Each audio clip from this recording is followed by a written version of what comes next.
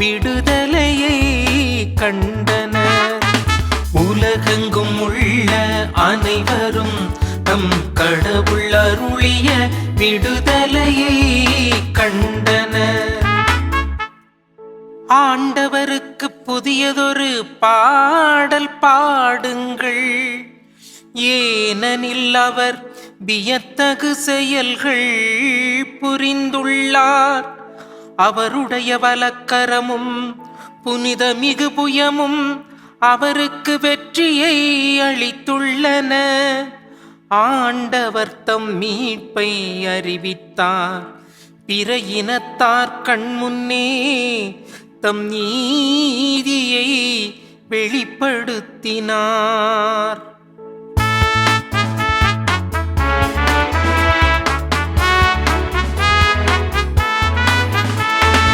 உலகெங்கும் உள்ள அனைவரும் தம் கடவுள் அருளிய விடுதலையை கண்டனர்.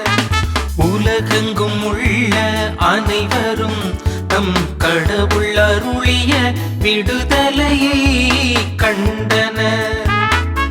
இந்த உலகத்துல நல்லவங்களா இருக்கிறவங்க வல்லவர்களா இருக்கிறதில்ல, வல்லவர்களா இருக்கிறவங்க நல்லவர்களா இருக்கிறதே இல்லை. நல்லவர்களாகவும் இருந்து அவர்கள் வல்லவர்களாகவும் இருந்தா அவங்களால ஆயிரம் அற்புதங்களை செய்ய முடியும்.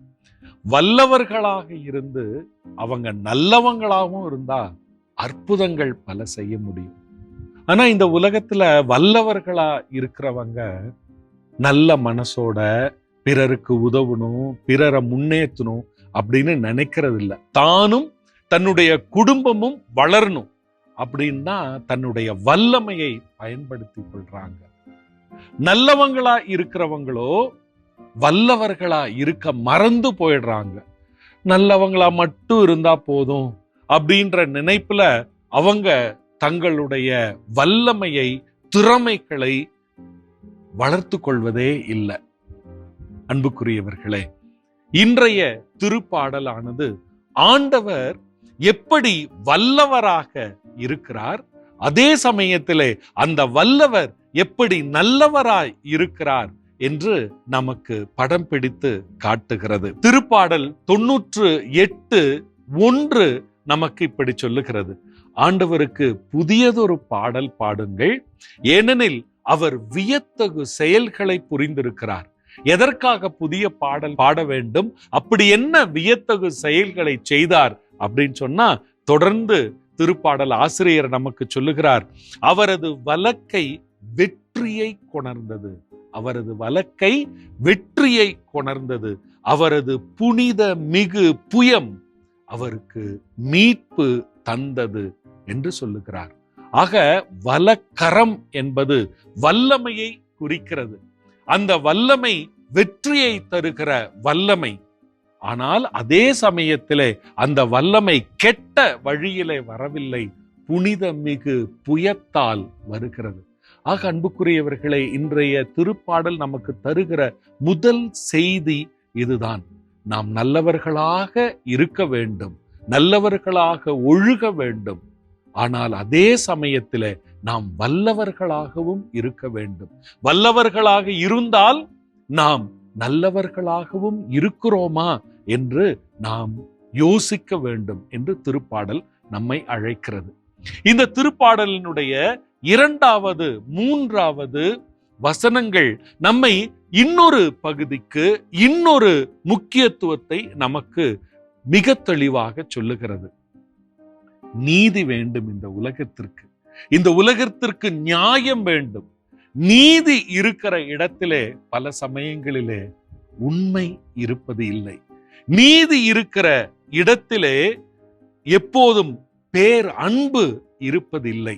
நீதி அன்புக்கு எதிராய் இருக்கிறது. எங்கு அன்பு இருக்கிறதோ அங்கு நீதி இல்லாமல் போகிறது. இன்றைய திருப்பாடலினுடைய, அதாவது திருப்பாடல் 98 2வது 3வது வசனங்கள் ஆண்டவர் நீதியை கொணர்கிறார். அதே சமயத்தில் ஆண்டவர் பேரன்பையும் உண்மையையும் அவர் நினைவு கூறுகிறார் என்று சொல்லுகிறது. அன்புக்குரியவர்களே, நீதி நிச்சயமாக வேண்டும். அந்த நீதியை நிலைநாட்டப்படுகிற போது அங்கு உண்மையும் அங்கு பேரன்பும் இருக்க வேண்டும் என்று திருப்பாடல் நம்மை அழைக்கிறது. நம்முடைய வாழ்க்கையில யோசித்து பார்ப்போமே, எங்கு நீதி நிலைநாட்டப்பட்டதோ அங்கு அன்புக்கு எதிராய் நிறைய செயல்கள் செய்யப்பட்டிருக்கின்றன. ஆனால் நீதி நிலைநாட்டப்படுகிற போது பேரன்பும், எங்கெல்லாம் அன்பும் உண்மையும் இருக்கிறதோ அங்கெல்லாம் நீதியும் இருக்க வேண்டும் என்று திருப்பாடல் ஆசிரியர் நமக்கு அழைப்பு கொடுக்கிறார். நாம் அன்பை விதைப்போம், நீதிக்காக போராடுவோம், உண்மைக்காக வாழ்ந்து காட்டுவோம். பிறந்திருக்கிற இந்த புதிய வருடம் நமக்கு நீதியை தரட்டும், நேர்மையை தரட்டும். நேர்மையையும் நீதியையும் கொண்ட நல்ல தலைவர்களை நமக்கு இந்த உலகம் தரட்டும். இந்த இடத்திலே நாம் ஆண்டவர் வியத்தகு செயல்களை செய்து கொண்டே இருக்கிறார். குறிப்பாக இந்த வருடம் முழுவதும் வியத்தகு செயல்கள் பலவற்றை ஆண்டவர் செய்ய இருக்கிறார். இந்த நம்பிக்கையோடு புதிதாய் பிறந்திருக்கிற இந்த வருடத்திலே முதலடி எடுத்து வைப்போம், தொடர்ந்து பயணிப்போம். ஆமென். அன்பிற்குரிய ஆண்டவரே, புதிதாய் எங்களுக்கு 2026 ஆண்டை தந்திருக்கிறீர. இதோ இந்த 2ஆம் நாளிலே நாங்கள் உம்மை துதித்தவாறு, திருப்பாடலை தியானித்தவாறு இந்த நாளை துவங்கி இருக்கிறோம்.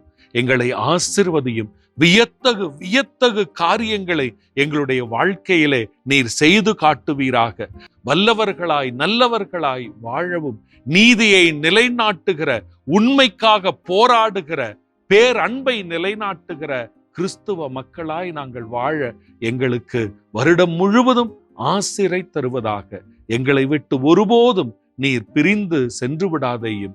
எங்களை ஆசீர்வதித்து உம்முடைய சிறுகளுக்கு அடியிலே எங்களை பொதிந்து பாதுகாத்து வழி நடத்த வேண்டுமாய் எங்கள் ஆண்டவராகிய இயேசு கிறிஸ்து வழியாக மன்றாடுகிறோம். ஆமென்.